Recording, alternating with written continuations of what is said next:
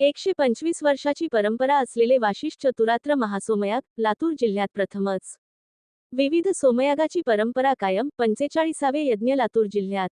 जानेवारी 22 पासून सेलू येथे महासोमयागाला सुरुवात. लातूर. औसा तालुक्यातील सेलू येथे जानेवारी 22 ते जानेवारी 30 या दरम्यान वाशिष्ठ चतुरात्र महासोमयाग आयोजित करण्यात आला आहे.